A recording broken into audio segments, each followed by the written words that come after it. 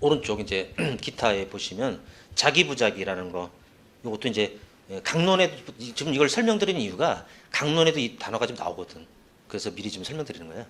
그래서 자기부작이라는 것은 자기는 적극적 행위라고 생각하면 돼요. 적극적 행위. 그리고 그다음에 또 이제 자기라는 것은 금지규범 위반. 자, 우리 살인은 금지돼 있죠. 사람을 칼로 찌르고 이제 이유 없이 뭐 이제 뭐 치료 목적이 아닌다면 찌르고 그런 건 금지돼 있잖아. 그런 금지된 것을 어긴 거야.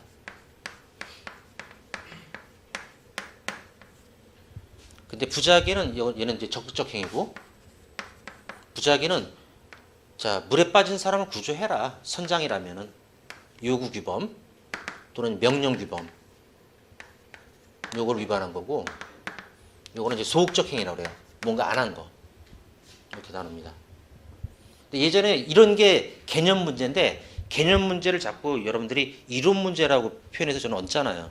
이론은 사실은 학설을 얘기하는 거거든요. 이건 학설이 아니에요. 그냥 개념이에요. 그래서 이 자기범은 이제 금지규범 위반이고, 이 부작위 요구규범 위반인데, 우리 경찰 채용시험에서도 이걸 바꿔서 낸 적이 있어요. 그게 객관식의 특징이잖아, 바꿔치기. 그러니까 이래서 자기는 요구규범 위반이고 부작위는 금지규범 위반이다 그러면 땡, 틀린 거죠. 그런 식으로 한번, 그런 게 개념 문제예요. 근데 이제 공부가 지금 이제 기본 강의인데, 우리가 심화두들하고 문제풀이도 하다 보면은 이런 개념들이 이제 기억이 체감되는 거야. 그래서 오히려 이런 어떻게 보면 처음 배운 건데 그거를 틀린 경우가 있어요. 본 지 오래됐기 때문에. 왜냐면 시험은 거의 90%가 판례로 나오거든. 그러니까 어떻게 보면 시험 전에 판례에 다 집중하겠지 이제. 그러니까 이런 이제 쉬운 개념을 까먹기 쉬우니까 지금 이제 기본 때 이런 것들을 차근히 챙겨 두시면은 안전하게 단지 95, 100 나올 수 있습니다. 학설도 이제 학설 그 테마 특강 이런 거 할 테니까 거기를 벗어나지 않아요.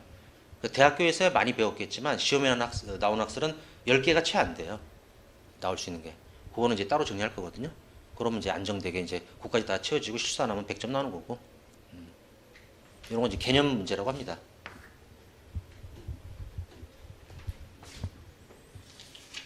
그러면 이제 그 예가 있죠. 예가 보면 엄마가 자식을 목 졸라 죽였다. 그건 자귀죠. 적극적 행위.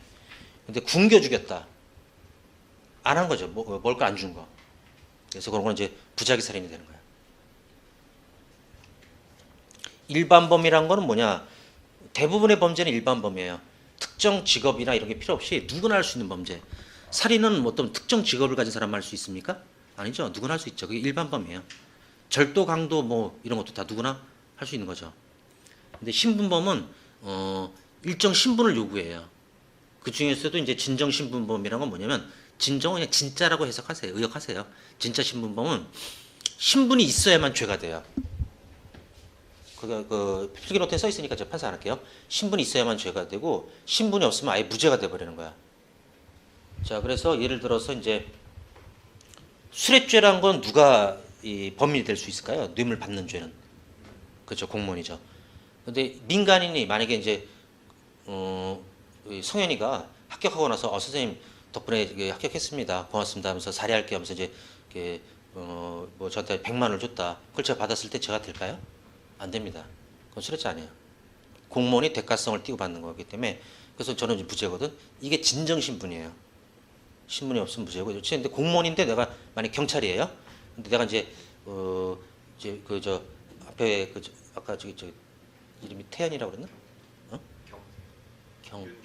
그렇죠. 경태. 미안하다. 경태가 이제 나한테 이제 경찰인데 어떤 사건을 이렇게 고소하면서 빨리 처리해달라고 이제 음료수 박스를 준 거야. 그거를 이제 내가 받으면 술액죄 됩니다. 일과 연계되어 있을 때는, 내 직무랑 연결되어 있을 때는 안 돼요. 받으면. 액수가 작더라도 유죄입니다. 대신 액수가 크면 형량이 점점 올라가요. 그게 진정신분이고, 또 우리가 이제 회사 사기업 다닌 사람이 일하기 싫어서 하루 땡 깠다, 땡땡이 쳤다, 죄가 될까요? 형사상 죄는 안 됩니다. 근데 공무원이 땡 깠다, 죄 됩니다. 직무유기죄라고. 예, 돼요. 그게 진정신분범이에요. 근데 이제 나중에 보면 지금 최근 사건 하나를 미리 소개해드릴게. 여러분들 이제 다 아실 사건이라는 예를 든 건데, 박근혜 전 대통령이 그 다음에 이제 삼성 이재용한테 그리고 또 중간에는 이제 그 최순실 씨가 껴 있죠. 그래서 둘이 되게 친밀한 사이고, 그다음에 이제 그 딸인 그 최순실 씨의 딸인 정유라 여기한테 이제 승마 그 위한 말을 3마리 주게 했잖아요. 그때 이제 그 박근혜 전 대통령하고 최순실 씨가 둘 다 수뢰죄가 됐어요. 근데 박근혜 전 대통령 공무원인데 저기 그 최순실 씨는 공무원 아니잖아. 근데 그게 총론에 33조라는 조문이 있는데 공범과 신분이란 타이틀에 죄가 있거든요. 조문이 있거든요. 참 거기는 신분 없는 사람도 신분 있는 사람과 같이 하면 공동정범이나 교사방조가 될 수 있다는 조문이 있어요. 그거를 써먹은 거예요. 그래서 박근혜 전 대통령하고 최순실 씨는 수뢰죄의 공동정범으로 일단 됐습니다. 이거 시험에 그 나올 확률이 높아요. 내년 1차에. 워낙 이게 좀 선고된 지는 2, 3일밖에 안 됐어요. 아주 따끈따끈한 판입니다. 그걸 이제 신분범도 33조 공범한 신분이 있어서 신분 없는 사람도 있는 사람과 같이 하면 이제 죄를 같이 엮을 수 있다라는 거. 그거는 이제 가볍게 알아두세요. 나중에 또 설명 드릴 겁니다. 그리고 우리가 일회동만 하더라도 반복이 은근히 많이 돼요. 너무 걱정하지 마시고. 그럼 부진정 신분범은 뭐냐면, 저기 성인은 그것도 알아도 그 제3자 뇌물 공유가 아니야. 저기 그 최순실 씨하고 박근혜 전 대통령 관계는 수뢰죄의 공동정범이 됐어. 그건 알아두고. 부진정 신분범 같은 경우는 신분이 있으면 형량이 변해요. 유죄 무죄를 결정하는 게 아니라 형량을 변화시키는 거. 예를 들어서 그냥 보통 살인보다도 존속 살해가 형량이 더 높아지거든요. 비속이 존속, 아랫사람이 윗사람을 죽였을 때 그 폐륜성 때문에 그런 거 이제 부인정 신분이고, 영아 살해라고 있어요. 영아 살해는 그러니까 이제 예를 들어서 막 중고생이 임신해가지고 이제 부모 몰래 출산한 다음에 애를 죽이고 그런 거 뉴스에서 많이 본 적 있을 거예요, 그죠? 그럴 때 영아 살해는 어떻게 보면 좀 딱하기도 하잖아요. 그런 경우에 그때 형량을 좀 줄여줘요. 일단 사형 무기가 없어요. 10년 이하의 징역 이렇게 줄어들어요.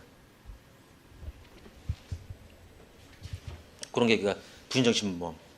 그러니까 이제 유죄 무죄를 결정하는 게 아니라 형량을 변화시키는 거.